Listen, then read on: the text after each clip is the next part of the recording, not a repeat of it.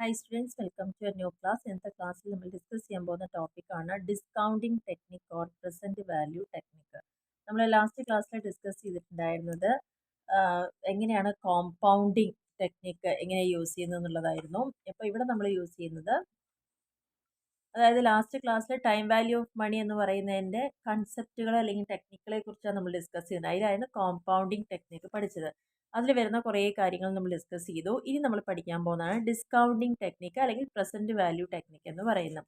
നമ്മൾ സാധാരണയായിട്ട് കോമ്പൗണ്ടിങ് ചെയ്തപ്പം എന്തായിരുന്നു കാൽക്കുലേറ്റ് ചെയ്തിട്ടുണ്ടായിരുന്നത്? Value of money at the end of the period. ഒരു കാലയളവ് കഴിയുമ്പോൾ നമ്മുടെ കയ്യിലുണ്ടായിരുന്ന അല്ലെങ്കിൽ നമ്മൾ ഇൻവെസ്റ്റ് ചെയ്തുകൊണ്ടിരുന്ന പൈസയുടെ വാല്യൂ എന്താണ്? ഏറ്റവും നന്നായിട്ട് നമ്മൾ എക്സാമ്പിൾ പറയുകയാണെങ്കിൽ എല്ലാ വർഷവും എല്ലാ മാസവും നമ്മൾ ഡെപ്പോസിറ്റ് ചെയ്തുകൊണ്ടിരുന്നു.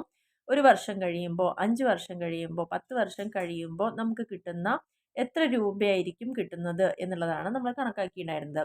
അതായത് നമ്മൾ അവിടെയൊക്കെ നോക്കിയത് ഫ്യൂച്ചർ വാല്യൂ, നമ്മുടെ കയ്യിലുള്ള പ്രസൻറ്റ് പൈസയുടെ ഫ്യൂച്ചർ വാല്യൂ എന്തായിരിക്കും. സപ്പോസ് 100 രൂപ എൻ്റെ കയ്യിലുണ്ട്, അത് 5 കൊല്ലം കഴിഞ്ഞ് അതിൻ്റെ വാല്യൂ എന്ത്? അതാണ് നമ്മൾ കോമ്പൗണ്ടിങ് ടെക്നിക്കിലൂടെ പഠിച്ചത്. ഡിസ്കൗണ്ടിങ് എന്ന് പറഞ്ഞാൽ നേരെ തിരിച്ചാണ് നമ്മൾ പറയുന്നത്. Present value of a future sum. ഫ്യൂച്ചറിൽ എനിക്കൊരു 10 ലക്ഷം രൂപ കിട്ടുമെങ്കിൽ അതിൻ്റെ ഇന്നത്തെ വാല്യൂ, അതിൽ നിന്ന് ഭാവിയിൽ നിന്ന് പ്രസൻറ്റിലേക്ക് വരുന്ന ഒരു സിറ്റുവേഷനെയാണ് ഡിസ്കൗണ്ടിങ് എന്ന് പറയുന്നത്. കോമ്പൗണ്ടിങ് പ്രസൻറ്റിൽ നിന്ന് ഫ്യൂച്ചറിലേക്ക് പോവാം. പ്രസൻറ്റ് ടു ഫ്യൂച്ചർ ആണ് കോമ്പൗണ്ടിങ്. ഡിസ്കൗണ്ടിങ് എന്ന് പറയുമ്പോൾ ഫ്യൂച്ചർ ടു പ്രസൻറ്റ്. ഫ്യൂച്ചറിൽ എനിക്ക് കിട്ടുന്ന എത്ര രൂപയാണോ ആ രൂപയുടെ ഇന്നത്തെ വാല്യൂ കണക്കാക്കുന്നതാണ് ഡിസ്കൗണ്ടിങ് എന്ന് പറയുന്നത്. This is known as the present value concept or discounting technique. അപ്പോൾ പ്രസൻറ്റ് വാല്യൂ എന്നും പറയും, അതായത് ഇന്നത്തെ വില, അതും പറയും ഡിസ്കൗണ്ടിങ് ടെക്നിക് എന്ന് പറയും. അപ്പോൾ ഇത് കാൽക്കുലേറ്റ് ചെയ്യണമെങ്കിൽ present value of any amount, നമുക്ക് ഏത് എമൗണ്ടിനെയും പ്രസൻറ്റ് വാല്യൂ കാണാം.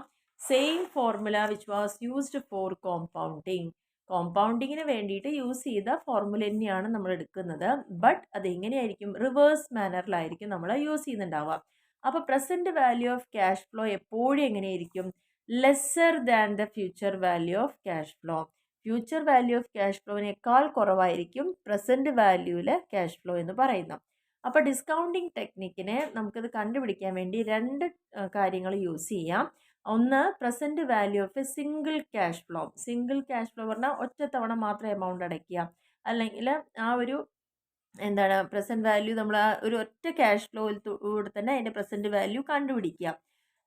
രണ്ടാമത്തെ മെത്തേഡാണ് present value of annuity. Annuity നമ്മൾ ഓൾറെഡി പഠിച്ചു കഴിഞ്ഞാണ്. കാരണം എല്ലാ വർഷവും അവസാനം നമ്മൾ ചെയ്യുകയാണെങ്കിൽ അതിനെയാണ് ആനുവിറ്റി എന്ന വേർഡ് കൊണ്ട് ഉദ്ദേശിച്ചത്.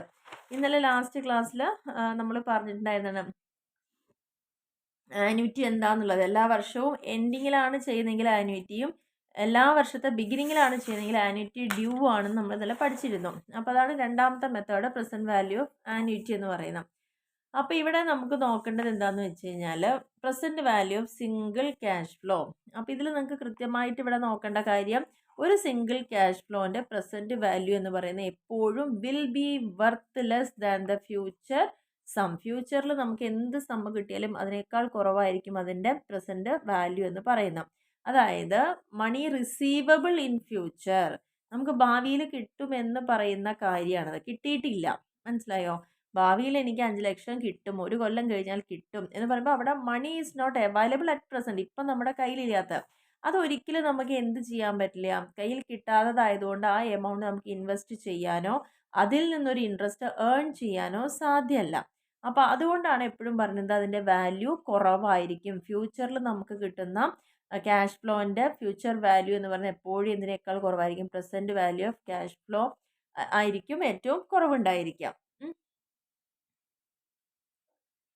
ഇവിടെ ഒരു എക്സാമ്പിൾ പറഞ്ഞിട്ടുണ്ട്. Suppose V invest 100 at an interest rate of 10%. ഒരു വർഷം കഴിയുമ്പോൾ 100 രൂപ ഡെപ്പോസിറ്റ് ചെയ്ത് 10% ഇൻട്രസ്റ്റ് ആണെങ്കിൽ നമുക്ക് എത്ര കിട്ടും? 110 രൂപയാണ് കിട്ടുക. Suppose we require a return of 10% on our investment. ഈ ഒരു ഇൻവെസ്റ്റ്മെൻറ്റിൽ നമുക്കൊരു 10% റിട്ടേൺ വേണമെങ്കിൽ നമ്മൾ എത്ര പേയ്മെൻ്റ് ആയിരിക്കണം ചെയ്യേണ്ടിയിരുന്നത്? കാരണം 110 1 ഇയർ ഫ്രം നൗ, ഇന്ന് മുതൽ 110 രൂപയുടെ വർത്ത് ടുഡേ. അപ്പോൾ ദ ആൻസർ ഈസ് 100. അപ്പോൾ ഈ ഒരു 100 രൂപ എന്ന് തിരിച്ച് നമ്മൾ ഇവിടുന്ന് 100-ൽ നിന്നാണ് 110ലേക്ക് വന്നത്. ഇനി 110ൻ്റെ വാല്യൂ ഇന്നത്തെ എന്താ വില എന്ന് കാണുന്നതിനെയാണ് നമ്മൾ ഡിസ്കൗണ്ടിങ്ങിൽ ഒരു സിംഗിൾ ക്യാഷ് ഫ്ലോയിൽ വെച്ചിട്ട് പ്രസൻറ്റ് വാല്യൂ കമ്പ്യൂട്ട് ചെയ്യുന്നത്. നമുക്ക് അതിനെക്കുറിച്ച് ഡീറ്റെയിൽ ആയിട്ട് പോകേണ്ട കാര്യമില്ല. ഇവിടെ ജസ്റ്റ് നിങ്ങൾ ഈ ഒരു ഇക്വേഷൻ മാത്രം പഠിച്ചാൽ മതിയാവും. Present value equal to P/1+R⁴n. P V present value, P എന്ന് പറയുന്നത് principal amount, R rate of interest, N number of years. അപ്പോൾ ഇത് മാത്രം പഠിക്കുക. ഇതാണ് present value single cash flow കാണാനുള്ള ഇക്വേഷൻ എന്ന് പറയുന്നത്.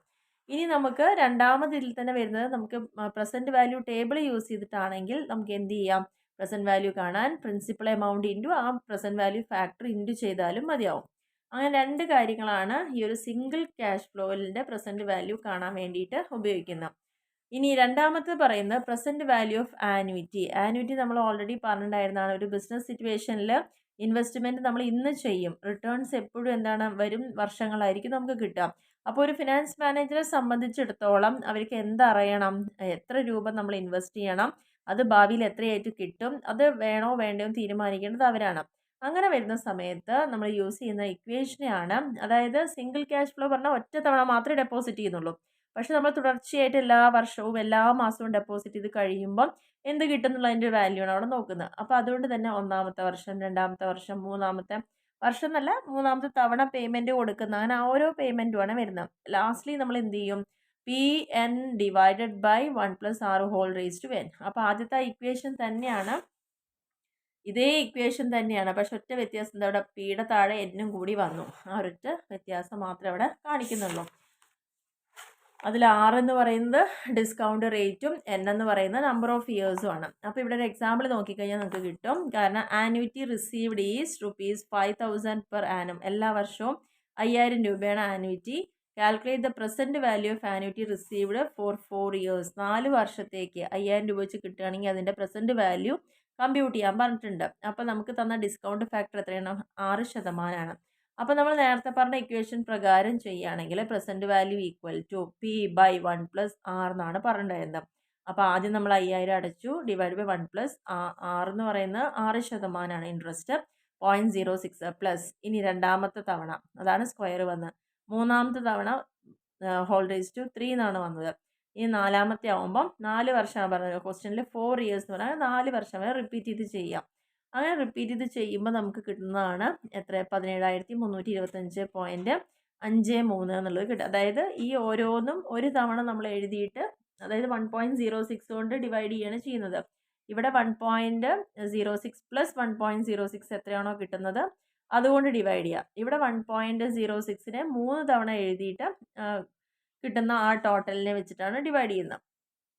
ഇനി ഇത് നമ്മൾ ഇത്രയും ഇങ്ങനെ ചെയ്യുന്നതിന് പകരം എളുപ്പത്തിൽ പ്രസൻറ്റ് വാല്യൂ വെച്ച് നമ്മൾ ലാസ്റ്റ് പ്രോബ്ലമൊക്കെ ചെയ്ത പോലെ തന്നെ ആദ്യം 4 വർഷം എഴുതുന്നു, എല്ലാ വർഷവും 5000 നമ്മൾ അടയ്ക്കുന്നു, അതിൻ്റെ ഡിസ്കൗണ്ട് ഫാക്ടർ 6% എത്രയെന്ന് കമ്പ്യൂട്ട് ചെയ്താൽ മതി. അപ്പോൾ നമുക്ക് അതിൻ്റെ ആ ടേബിൾ നോക്കിക്കഴിഞ്ഞാൽ തന്നെ, പ്രസൻറ്റ് വാല്യൂ ടേബിൾ നോക്കിക്കഴിഞ്ഞാൽ നമുക്ക് അറിയാൻ പറ്റും എത്രയാണുള്ളത്. അപ്പോൾ ആ ഒരു ടേബിൾ കൂടി ഒന്ന് കാണിച്ചു തരാം. ഇതാണ് നമ്മുടെ ടേബിൾ 1 എന്ന് പറയുന്ന പ്രസൻറ്റ് വാല്യൂ ഓഫ് ₹1. 1 രൂപയുടെ പ്രസൻറ്റ് വാല്യൂ കണ്ടുപിടിക്കണമെങ്കിൽ നമ്മൾ, അതായത് അത്രയും മുതൽ നമുക്ക് ഈ ഒരു മെത്തേഡ് യൂസ് ചെയ്ത് ചെയ്യാം. അപ്പം നമ്മളുടെ കയ്യിൽ പറയുന്ന 4 വർഷമാണ്. അപ്പോൾ ഒന്നാമത്തെ വർഷത്തിൽ 6% റേറ്റ് ഓഫ് ഇൻട്രസ്റ്റ്. അപ്പോൾ 1ന് നേരെ 6% എടുക്കുമ്പം 0.943. ഈ ഹെഡിങ് മാറരുത്, ടേബിൾ 1 ആണ് പ്രസൻറ്റ് വാല്യൂ കാണേണ്ടത്. അപ്പോൾ ഒന്നാമത്തെ വർഷം 0.943 കിട്ടി. ഇനി രണ്ടാമത്തെ വർഷം നമുക്ക് വരുന്നത് 0.890 ആണ്. രണ്ടാമത്തെ വർഷം 0.89, മൂന്നാമത്തെ 0.840, പിന്നെ 792. അപ്പോൾ ഇത് തന്നെയല്ലേ നമുക്കിവിടെ കിട്ടിയിട്ടുണ്ടായിരുന്നത്. അപ്പോൾ ആ പ്രസൻറ്റ് വാല്യൂ ഇവിടെ കിട്ടിയിട്ടുണ്ട്. ഡയറക്റ്റ് ആയിട്ട് ഇൻറ്റു ചെയ്യുക, ഇതിനെ ഇൻറ്റു ചെയ്യുമ്പോൾ ഒരു വാല്യൂ കിട്ടും. അപ്പോൾ ടോട്ടൽ നമുക്ക് 17,325 കിട്ടി. അപ്പോൾ അത് തന്നെയല്ലേ ഇവിടെയും വന്നിരിക്കുക. ഈ ഒരു മെത്തേഡ് യൂസ് ചെയ്തപ്പോഴും ഇതേ എമൗണ്ട് തന്നെയാണ് വന്നിരിക്കുന്നത്. ഓക്കെ, അപ്പോൾ ഇനി ഇങ്ങനെ നമ്മൾ ചെയ്ത് കഴിഞ്ഞാൽ പിന്നെ എന്ത് മാത്രമേ ചെയ്യണ്ടോ, ഡയറക്റ്റ് നമ്മൾ ലാസ്റ്റ് ഈ ഒരു ഇക്വേഷൻ, രണ്ടാമത്തെ ഒരു ഇക്വേഷൻ പറഞ്ഞായിരുന്നില്ലേ, പ്രസൻറ്റ് വാല്യൂ കാണാൻ വേണ്ടിയിട്ട് പ്രിൻസിപ്പൽ എമൗണ്ട് ഇൻറ്റു ആ ഡിസ്കൗണ്ട് ഫാക്ടർ എടുത്താൽ മതി, ഇതിൻ്റെ ടോട്ടൽ എടുത്താൽ മതി. അപ്പോൾ 5000 ഇൻറ്റു 3.465 ചെയ്താലും ഇതേ എമൗണ്ട് തന്നെ വരിക. അപ്പോൾ ഇങ്ങനെയും ചെയ്യാം എളുപ്പത്തിൽ. ഈ ഒരു വാല്യൂ കണ്ടുപിടിച്ചാൽ ഈ ഒരു മെത്തേഡിലും ചെയ്യാവുന്നതാണ്. ഇനി ഇതിൻ്റെ ഒരു ക്വസ്റ്റ്യൻ നമുക്ക് ചെയ്ത് നോക്കാം. For the following future cash flow calculate the PV assuming that the time value or money is 12%. അപ്പോൾ ഇയർ നമുക്കിവിടെ 4 വർഷമുണ്ട്. ക്യാഷ് ഫ്ലോ ഓരോ വർഷത്തിലും ഡിഫറെൻ്റ് ആണ്. 5000, 7000, അതേപോലെ 10,000, 8,000 ഇതൊക്കെയാണ് നമുക്ക് കിട്ടിയ 4 വർഷത്തെയാണ് കിട്ടിയിരിക്കുന്നത്. അപ്പോൾ നമ്മൾ എന്ത് ചെയ്യും? 1 മുതൽ 4 വരെ എഴുതി, ഓരോ വർഷത്തെയും ക്യാഷ് ഫ്ലോ എഴുതി, അതിൻ്റെ എല്ലാം ഇപ്പോൾ ഒന്നാമത്തെ വർഷത്തെ 12% എത്ര നോക്കുക, രണ്ടാമത്തെ വർഷത്തെ 12, അങ്ങനെ എല്ലാം നോക്കുക. നോക്കിയിട്ട് നമുക്ക് ടോട്ടൽ കിട്ടും. അതിൻ്റെ തന്നെ ഇൻറ്റു ചെയ്യുക, ഓരോന്നും കൊണ്ട് ഇൻറ്റു ചെയ്യുമ്പം ആ ഒരു പ്രസൻറ്റ് വാല്യൂ കൊണ്ട് ഇൻറ്റു ചെയ്ത് 22,252 ആണ് കിട്ടിയത്. അപ്പോൾ ടോട്ടൽ പ്രസൻറ്റ് വാല്യൂ എന്ന് പറയുന്നത് എത്രയാണ്? 22,252 ആണ് വരുന്നത്. ആൻഡ് ലാസ്റ്റ് നമുക്കൊരു ടോപ്പിക്ക് വരുന്നത് ആന്വിറ്റിനെ കുറിച്ചാണ്. ആന്വിറ്റി എന്ന് പറയുന്നത് അതിൽ മെയിനായിട്ട് പറഞ്ഞത് it involves A series of equal payments made at regular intervals. നമ്മളിവിടെ തുടർച്ചയായിട്ട് പേയ്മെൻറ്റ് കൊടുത്തുകൊണ്ടിരിക്കുക. അതിന് ആ ഒരു ഇൻ്റർവെൽ എന്ന് പറയുന്നത് ഇൻ്റർവെല് വളരെ റെഗുലർ ആയിരിക്കും.